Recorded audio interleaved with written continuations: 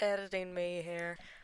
Just a little disclaimer. This video is going to be very long because I'm going in depth, like in depth about GCSE art. And this first video is only about the first year GCSE art. So I'm going to put timestamps. I'm going to put little like notes as to where you can maybe skip if you want to hear a specific thing I'm talking about. So don't you worry. If you're impatient like me, you can skip ahead and watch specific things on specific parts of the video. So if you want to just focus on annotation, you can skip ahead because I talk in depth about that. But if you don't really want to look at how to theme and plan out your sketchbook, you can skip ahead. You can skip past that. You don't have to watch it. I won't judge you. I'm like that. Hi, I wanted to make a YouTube video and I've been sitting with the thought of making YouTube videos for a while now.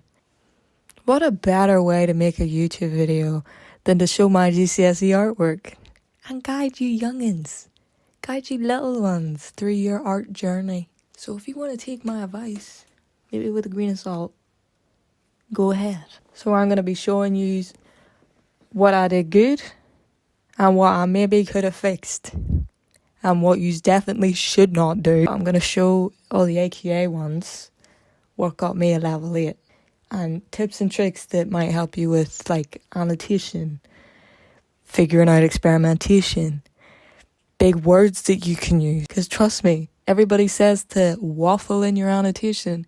Don't do that. Okay? They're not looking for waffle. The ones that are telling you to do that are lying to you. I was smart about what I was doing. So I'm going to explain what I did. And you guys are going to listen. And if you don't, you're going to be here. Let's start off with year 11. I don't know exactly what marks I got, but I know I got level 8. So. This here, this bad boy, doesn't look thick. You see all those sketchbooks that are like filled to the brim? I didn't do that. And I still got level 8, right? I had, 8, 10 other GCSEs to do. I wanted to pass them too, let's just say that. Let's start. Presentation is quite bad, if I do say so myself. Obviously just newspaper, dried flowers that I put in a hot press, and cardboard with the words natural world. There's like little oil pastel, I think it's watercolor and oil pastel drawings, little doodles. This was my title page. I know for SIA, they don't do title pages the way AQA does. They do it where you explain each artist that you're going to study. So that's what I had to do for A level, which I'll show in another video, but I can't because technically I'm not allowed to post it. Technically, until October. It's my artwork. How am I plagiarizing my own artwork? When you're given your theme, right? What I would do is I would create a spider diagram. Basically, why I did this was so that I could have an idea of what route I could go down. So this is your page. Obviously, you'll use paper or whatever. Maybe you're going to use a computer. Also, I apologize for the mic quality. I use a really old headset for my computer. So that year, my theme was natural world, right? So I would write that in the middle, and I would do like a little circle. And what I would do is I would just line out, I don't know, maybe 5. And whenever I thought of natural world, I thought plants.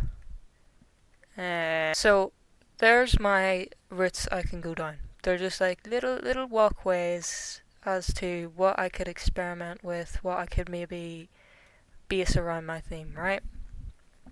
And for plants, obviously you have, fungi, you have flowers, you have crops, etc., right? Then what I would do is around these, I would look up artists that relate to that. So flowers, I'd think of Van Gogh, his sunflowers. And then why I would want to choose Van Gogh: for his colour, for his brush strokes, for his design elements, his composition, things like that. Design. Again, you could find artists that relate to that. I can't think of any. Bob Ross, maybe? I don't know, Bob Ross. Just artists that you can be inspired by and be experimentative with. Because that's what year 11's for. It's for experimenting. Do the same thing for each point, right? Come up with your artist, come up with your key points off of your main point, and sort of research around it. And figure out how you're going to relate this theme with this theme. It's simple. Don't stress it out. I know a lot of people in my year would come up to me and say, how can you think of a theme? Like, how can you think of what to draw for this theme? Like, it's so weird. It's just one word, right? The problem they had was they overthought about it. And I always said, I just mind map it. I look at the word, I think of a few words that might relate to it, and I mind map it. Whichever one intrigues you the most, you do. Because you want to be intrigued by something. You want something that's going to inspire you throughout your creative process so that you don't get bored of it. For food, you could think of rotten food and how it reacts to the natural world, how time is influenced by the natural world, how plants and whatnot grow into food due to the natural way the world works. Things like that. You have to think outside the box. Say you just choose it because you think it'd be easy to draw food without actually having a meaning behind it. That's not going to get you a lot of marks because what they want to see is experimentation and progression. Whereas say if you looked at man-made things and you thought, do you know what would be really good? How the man-made world ruined the natural world. That could be your theme. You don't have to have a lot of meaning behind it. But if you stick to that and you know that you're going to experiment with it and you're going to think of ways to show that in your artwork, that's how you know that's the one you want to choose. Do this. Mind map it. I stuck with plants because I thought it would be the easiest. I was wrong. I wasn't passionate about it. Don't go with the easiest option. Don't pick art because you think it's easy either. It's not. There's a lot of work in it. When you're doing your title page, before you start it, mind map the theme. Okay? Mind map it. Second page. This is my monochrome study. Okay? I have the original drawing, but I'm going to go through my annotation. For my monochrome study, I wrote, as part of our October tracking, we were tasked with creating a large-scale monochromatic study. The medium was oil pastel. This was the first time I worked on a large scale. I really enjoyed working with oil pastel and how blendable they are. I think that the image I had chosen was tricky because it was textured and detailed. I also enjoyed working in grayscale and with white, grey and black only. That's like one paragraph. I don't know how I got a good mark in that because I would add more. It's a big piece. It's worth a lot of writing. Here's one thing I believe. If you're good at art and you don't know how to annotate your work, just think my piece is worth writing about. You have to put yourself in the examiner's shoes. You have to put yourself in your teacher's shoes or a viewer's shoes. All right? Imagine you're looking at a piece you've never seen before. And you're just staring at it. And you're sort of, you as the artist know the meaning behind it. You as the artist know the time you put into it. What mediums, what materials, what composition. Why you chose that composition. Why you chose the colours you chose. You knew all of that beforehand. The viewer doesn't. The viewer's looking at an artwork and trying to dissect what it is and just can't pinpoint what exactly is the meaning behind it. It's up to you, as a student, to explain that to them. Even if it's just because your teacher told you to do a study. Write that. Just say, my teacher asked if we could do a monochromatic study for our October assessment, and so I chose to study such and such artist simply because I liked their pictures or I liked their paintings. But you have to mention why you liked them. I know I like this photographer because I find his artwork very, minimalistic, but it still stuck with me. Like, I had always seen bright, colourful Google, stock images of flowers, but I'd never seen someone take a flower and make it look like an art piece. And that's what I liked about it. I think it was from the 1960s. I didn't even mention the artist. That's a bad thing. Always mention the artist you reference. I'm gonna get the piece for you. This was my oil pastel reference. It's very thickly applied. It still looks like the original image, so I'm fine with it. But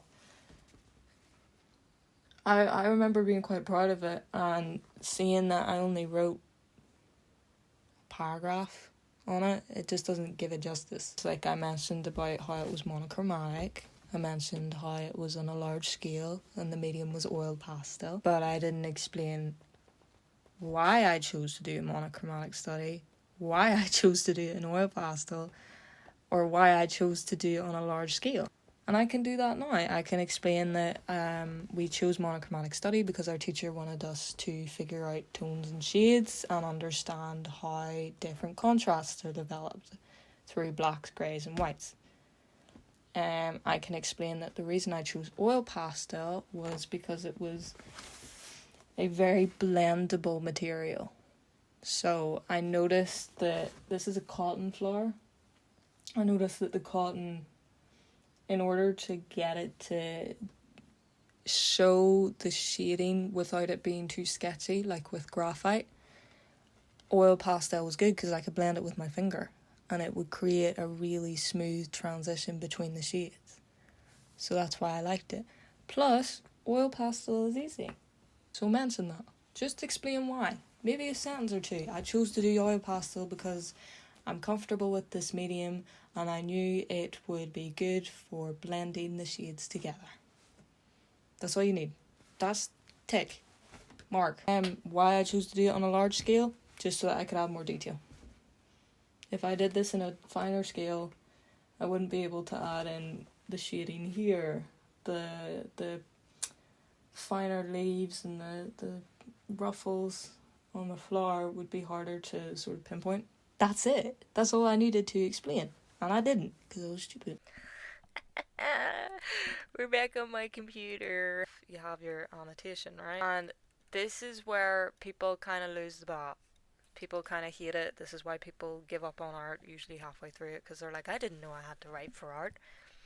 But as I explained, I used keywords, which is a good thing. You want to use keywords like composition. Okay, so these are some of your keywords. Just a few of them. I'm not going to go through all of them because there's a lot more, but that's up to you to take your time and Google it. Maybe look up, some videos on it. So your composition is literally just how you lay out your picture. So it's your layout, right? It's what you put in your image, why you put it at a certain place of your image. So like say you have a picture of a person, your composition, maybe your composition includes the person standing here, right? And in your composition you have them standing in front of a window at their right. Why did you do that? Maybe to add focus on the person, right? Stuff like that. That's your composition. It's not, you don't just say, I put the person in the middle. You say, my composition consists of my subject, not your person, your subject, placed on the right side of the canvas, not picture, or whatever, surface you use. Surface is a good word instead of saying, what you used.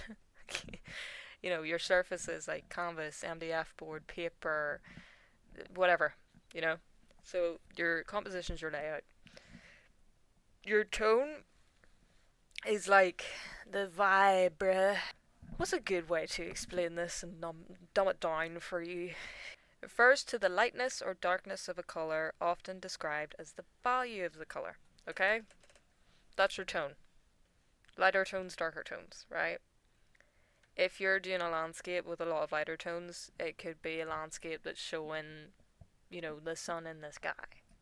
So you might use lighter tones to show that it's a lighter setting. That's your tones. So it's the dark slash light of your image, okay? Your shading is the dark areas of your image.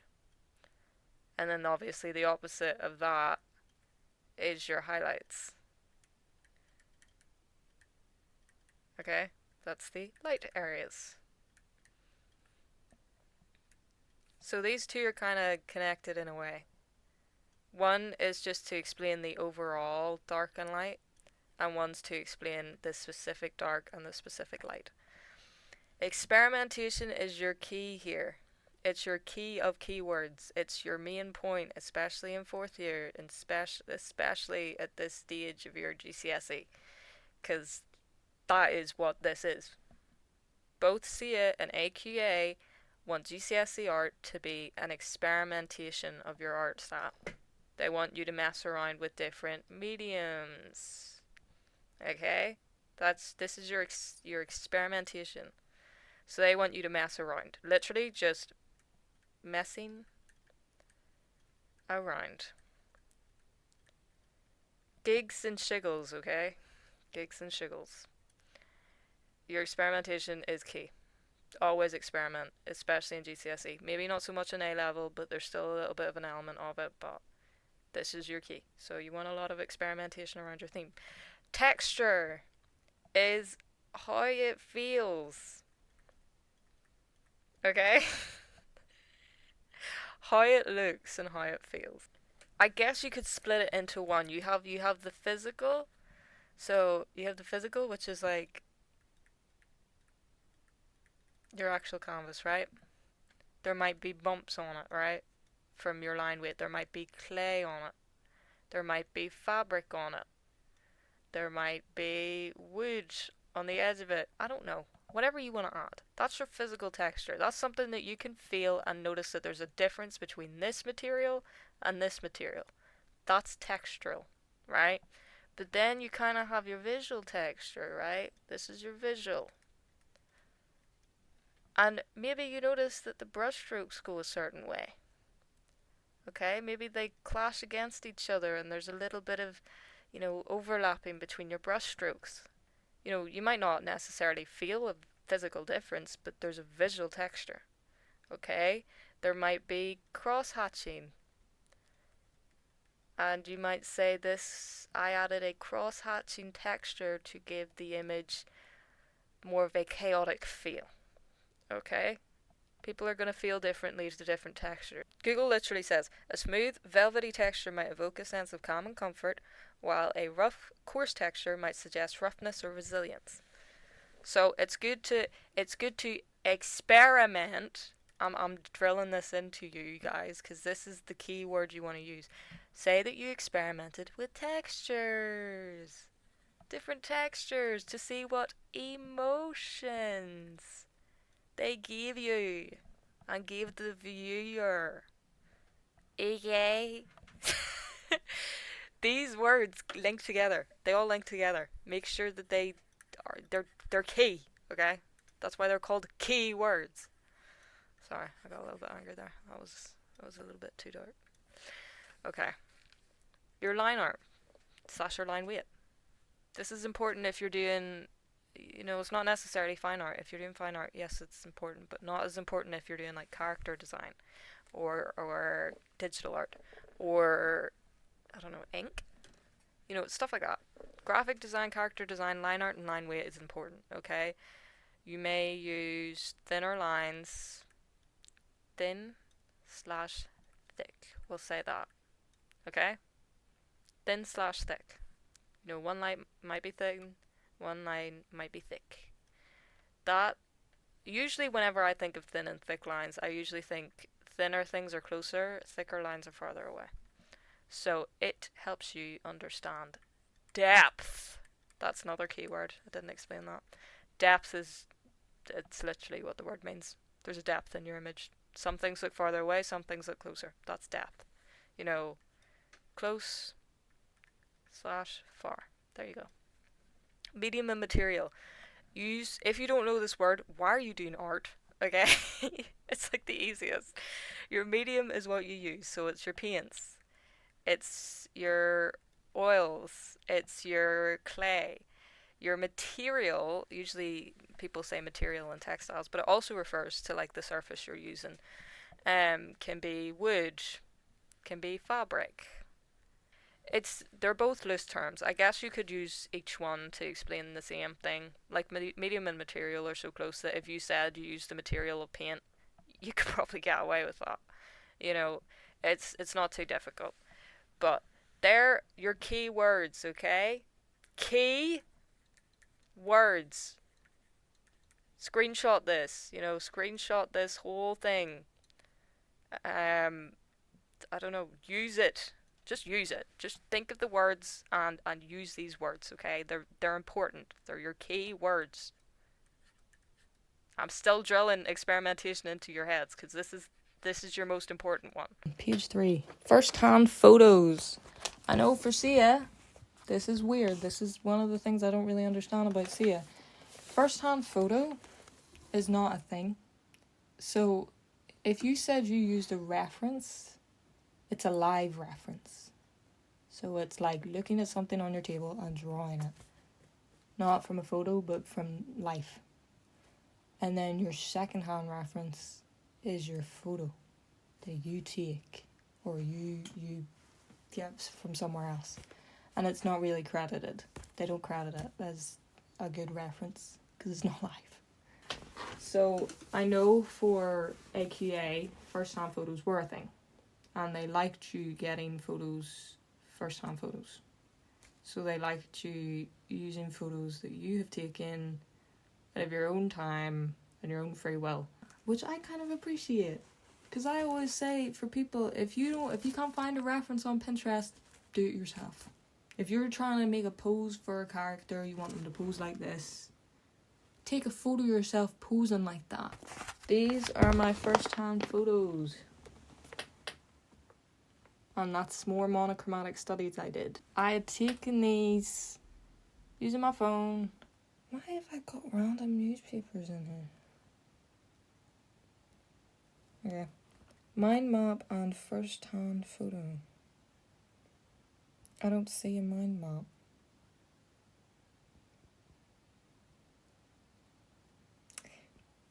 What was I on, bro? My theme is almost like an old author or artist sketchbook. I've always loved to be able to feel and hold my art. I find it more imaginative to add texture to drawing. This was the reasoning for the sticking and gluing aspect. I feel it's the best way to add in different mediums into one page or canvas. That's good annotation. It creates an almost personal look into the artist's thought process. I decided to use blacks and browns to create a rustic look while also adding pops of colour to grab the viewer's attention. To stick to the scrapbook idea, I had used multiple materials including mixed media, experimental art, newspaper, paint, sketching, charcoal and cardboard and many different sheets of paper for my cover page. My mind map was my title page. I get it now. Jesus Christ. I've just realized something. Maybe using my own portfolio was not the best idea. Because it's very, and say this with me now, disorganized. It was very disorganized. So, obviously, you have your title, which revolves around your theme, right? And as I explained earlier, when you're thinking of a theme, you mind map it, right? But I'd actually bring that into your title page. So when you mind map it, bring that into your title page. Mention artists that you're gonna research. Mention mediums you might want to experiment with. Mention your actual theme. So mention all that thought process and mind mapping behind your theme. Mention how you first thought about plants for natural world and why you wanted to do plants. Explain all that. The main thing they want to know is why, okay? The why. That's the main thing they want to know. Another thing when you're moving on to your actual experimentation, right? And as I've said this multiple times, your experimentation is the main reason that you're doing GCSE art. It's the main thing they're looking for. Always, always, always refer back to your theme. Okay? Refer back to it. If you don't, it it doesn't make it clear enough for the examiner, right? Obviously, you saw that I take a bunch of photos of plants and I drew a bunch of mushrooms, but I didn't explain why. Obviously, I'm explaining that I'm looking at plants, but like I didn't explain what made me want to look at plants, or what made me go out and take photos of them, or what made me want to draw mushrooms. I didn't even reference the photos that I used. I didn't even mention any artists. I didn't have artists in my mind, other than that monochromatic study, which I also did not mention the artist. So always, always, always make sure that you mention these things. That's one of the things that I'm noticing reoccurringly in my fourth year sketchbook. Obviously, over time, I figured this out, and that's why I'm saying to use now, starting GCSE. If you're just starting out and you're a little bit lost, and maybe your teacher hasn't given you enough of an example, just make sure that you refer to this in your annotation, because usually that's what stops people, is that they might know what to draw. They might have chose art thinking that they'd get to draw and paint all day, but then they go to do their annotation and they're stuck. They don't know what they're looking for, right? That's usually the issue. Well, obviously you have your theme. Then what we used to do was we used to do observations. The reason why you do observations is to build your skills. It's to build your visualization skills. It's being able to look at something and draw it. It's being able to tell where the light hits the object, or maybe being able to tell how the shading looks and how that can reflect in your artwork. It's basically your technical skills. You're developing your skills.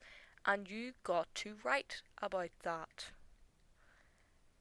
One thing I used to do whenever I was doing A level, I didn't do it in GCSE, I did it in A level, is I used to put a square out. So say I had a page like this, right? And I have my drawing here. Okay, that's my let's draw a little flower, right? I have my drawing here.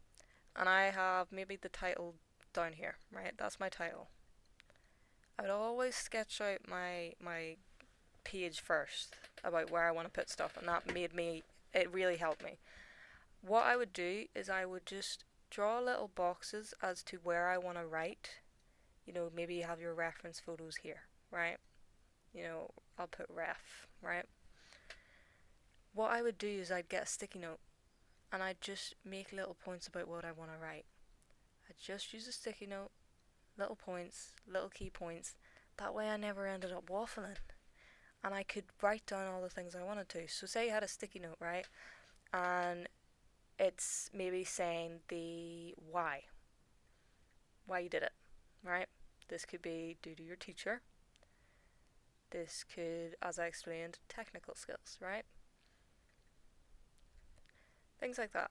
Then I would say about my process. Okay? This is where you talk about your mediums. This is where you talk about maybe how you learned things, what you learned basically. So you could say if you did graphite and you found out maybe using different types of pencils helped you create the image, or maybe you found that blending stumps, you preferred using blending stumps than using your own finger, or maybe vice versa. What you learned is things you learned along the way. And then I'd explain your pros and cons, what you like and don't like, okay? Maybe you did graphite and you really hated it, okay? Say that. Just say it. Just say it like it is. The examiner will not mark you down for being honest. In fact, they might give you more marks for being honest. But say why you didn't like it. Don't just say you didn't like it. They're not going to take that. Say why. Maybe you didn't like the texture of it. Maybe you found it too difficult to use. Maybe you just simply didn't want to use graphite and you tried it and you disliked it. That's simple things like that. Just don't say, I did not like it. Then you get into your experimenting. What I would do is use first hand photos, and then I would create artworks around these photos, right? Using artists I have researched. So I would maybe recreate these photos in their style. Alright? So this is very typical of SIA, but I also think it applies to AQA anyway. AQA is a little bit more lenient with these kind of things. SIA is very head on, but AQA is a little bit more lenient. I would use first hand photos referencing maybe similar to what the artist did. I could show you examples in my later on GCSE books, but I am kind of sitting in my room right now and it's really dark, so I'll do that later. I might do that tomorrow. I've talked about the personal aspect. It's very similar to your theme because you're developing your theme, right? So it's sort of everything needs to link together. Think of it like chains, okay? You know, one thing links to another. Don't just hop around them and think that you can get away with that, okay? I don't know how I got away with it. Don't use my fourth year book as an example, please. This is me showing you what not to do. Oh no! My E came off. This was one of my favourites. I was really proud of this. This is a bunch of newspaper, magazine, like a bunch of different papers cut up and made into a moth. And I remember being really proud of it. Collage. We were assigned to complete a task. That's my first sentence. That's quite boring. We were assigned to complete a task. We were to choose an image related to your topic and make a collage of it. I had chosen a moth. Very obvious. Why did I choose a moth though? We drew our image and we were told to collect sheets of paper and magazines in order to cut and stick them to our page to create the effect of an almost pixelated, colourful image. It does look pixelated, I'll give myself that. I had looked through multiple magazines matching the colours and finding different textures. I decided it would be a good idea to use grey fur coat for the wings, which as you can see, I did use. I give myself that was smart. It's the same tone as what the original image had, so. And plus it had a furry texture, which was similar to moths. They had furry wings. So I could have added that. I have to be honest, I didn't enjoy this task. What? I found it extremely boring and time consuming. However, the outcome was very pretty and I love the layers and the feel of the overall piece. I believe the image I'd chosen was very good colour-wise. The red really pops out among the neutral colours of greys.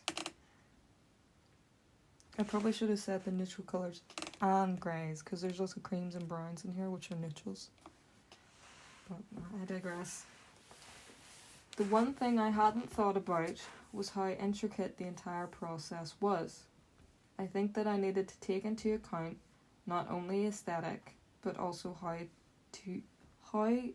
long it will take me to complete the final image. I would prefer not to do this again.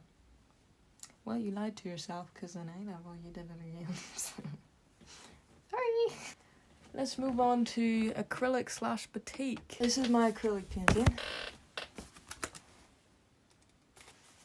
Obviously, background is lacking. You can tell. I remember I was trying to scramble to get it done. I'd spent way too long on the fish that I hadn't spent any time on the background. So, if you're a young artist and you're doing acrylic and you're doing a painting, one thing that I can say is don't focus on detail too much. Create your shadows, create your tones, create your composition before you start on detail. I would have done an undertone. That way I wouldn't look at it and just see white. That's one of the things that motivates me. Is just like having something that's already coloured. You know, if I just see white, I'm like, oh, I have to fill that in. I don't want to fill that in. And I just like put myself in this cycle of not ever getting it finished. Oh no! No, my camera died. Okay, editing me is back. And I've had a good look at some of my pages in this sketchbook. You know, there's not a lot left to sort of notify on, you know? Like, well, there's like 3-4 pages left. And I think I've gotten to the root of why, like, what brought down my marks and how I learned what brought down my marks. So I've been looking at some of my pages, some of them are quite good, some of them show the development, but the one thing that I've noticed is I haven't stuck to my theme, and I haven't explained how I developed my theme. You know? Like, I started referencing more artists. I started referencing Hayao Miyazaki, you know, Healy Warnham. I referenced nobody else apparently. I do like the presentation on this sheet though. But the one thing I've noticed throughout this is that there wasn't consistency. And as I've explained, that's the key thing in art is to keep consistent and explain why certain things change and how you develop them. So I think my main point in this whole bit was colour. I don't know how that relates to natural world. You know, I obviously kept with plants and stuff. Observing study. This was my observational study. I remember I rushed this last minute. Don't do that. Plan it. See if you have a good plan and you're passionate about your theme and you have good time organization. I have ADHD, so I kind of lack in that department. But if you organize it beforehand, that will help with your time management and that will help with your layout. Just as someone with ADHD, having my layout in front of me before I even do it helps me visualize it better and helps me not, you know, feel stumped. You know, it sort of starts you to jump that hurdle.